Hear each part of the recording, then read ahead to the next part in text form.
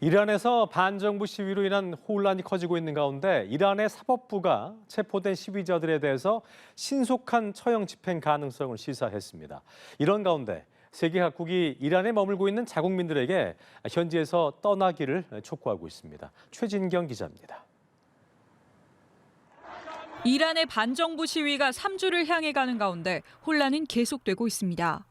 미국 CBS 뉴스는 소식통을 인용해 이번 시위로 최대 2만 명이 숨진 걸로 추정된다고 보도했습니다. 한 인권단체는 군경이 확인 사살까지 한다는 보고가 이어진다면서 거리에서 중기관총을 썼다는 말도 들려왔다고 전했습니다. 이런 와중 사법부 수장은 체포된 시위 참가자들을 빠르게 처형할 가능성을 거듭 시사했습니다. این افرادی که واقعا آدم سر بریدن، آدم سوزوندن، به آتیش کشیدن. خب ما اگر می‌خوایم کاری رو بکنیم سریع باید بکنیم. یک. 앞서 카타르에 위치한 미군의 최대 중동 기지에 머무는 일부 인력은 기지를 떠나라는 권고를 받은 걸로 알려졌습니다. 미국 측은 혹시 모를 위험을 예방하기 위한 차원이라고 설명했지만 유럽 측은 미국이 24시간 안에 개입할 가능성이 크다고 내다봤습니다. 이란은 한때 일부 국제선을 제외하고 영공을 폐쇄했는데 외신들은 안전을 염려한 조치일 걸로 해석했습니다. 국제사회의 우려도 커지고 있습니다. 영국은 이란에 있는 대사관을 임시로 닫기로 했고 이탈리아 등 일부 유럽 국가는 자국민에게 이란 현지에서 즉각 떠나라고 촉구했습니다. 프랑스는 인터넷이 끊긴 이란 시민을 지원하기 위해 위성 단말기를 현지에 보내는 방안을 검토하고 있습니다. 연합뉴스TV 최진경입니다.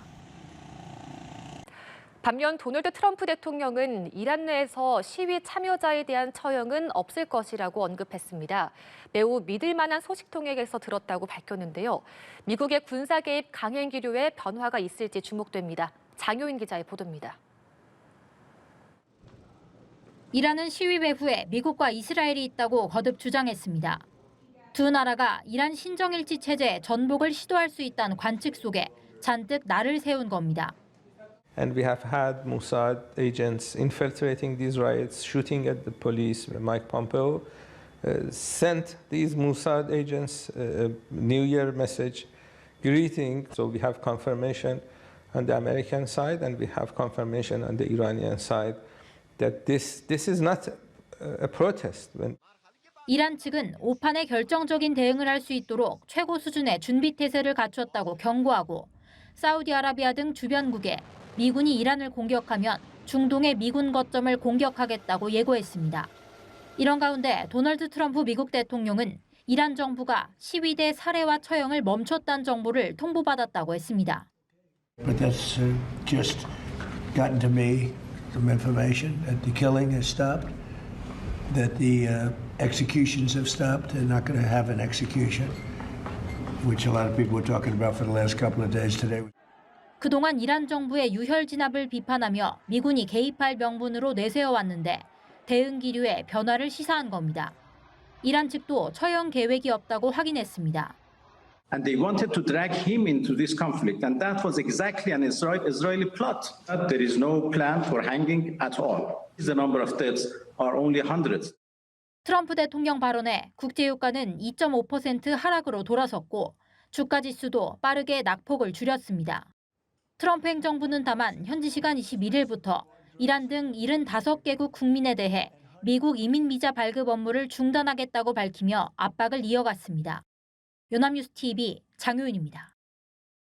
이란의 반정부 시위가 2주를 넘기면서 사망자가 눈덩이로 불어나고 있습니다. 최소 12,000명을 넘겼을 거라는 보도까지 나왔는데요. 정부의 강경 진압 논란이 끊이지 않는 가운데 시위 참가자에 대해 처음으로 사형이 집행될 전망입니다. 최진경 기자입니다. 이란의 반정부 시위로 인한 인명피해가 걷잡을 수 없이 커지고 있습니다. 특히 지난주 이틀 동안에만 최소 12,000명이 숨졌다는 보도까지 나왔습니다. 이 소식을 전한 이란의 반체제 매체는 대통령실에서 입수한 정보 등을 토대로 최고 지도자 하메네이가 발포 명령을 내렸다고도 주장했습니다. 시위대를 향한 정부의 강경 진압 논란도 이어지고 있습니다. 앞서 23살 루비나 아미니아는 지난 8일 시위에 참가했다가 가까운 거리에서 뒤통수에 총격을 받고 숨진 걸로 알려졌습니다. 이후 보안 당국이 집을 포위해 유족이 장례를 치를 수 없었고 유해 역시 고향에 안장할 수 없어 인근 도로변에 묻힌 걸로 전해졌습니다. 같은 날 시위 현장에서 체포됐던 20대 남성은 교수형에 처한다는 통보를 받은 상태입니다. 유럽 곳곳에선 규탄의 목소리가 쏟아지고 있습니다. 독일과 영국은 물론 프랑스 등 유럽의 주요 국가들은 자국에 주재하는 이란 대사들을 외무부 청사로 불러 항의했습니다. Cette violence d'État qui s'est abattue aveuglément sur les manifestants pacifiques. Et elle sera réitérée à l'ambassadeur d'Iran en France que j'ai convoqué aujourd'hui au Quai d'Orsay. 유럽연합은 이란 혁명수비대를 테러 단체로 지정하는 방안 등을 검토하고 있습니다. 앞서 미국이 군사 개입 가능성을 여러 번 시사한 가운데 중국과 러시아는 외부 세력이 간섭해선 안 된다면서 반발에 나섰습니다. 스페이스X는 인터넷 접속이 차단된 이란에 스타링크를 무료로 제공하고 있는 걸로 전해졌습니다. 연합뉴스TV 최진경입니다.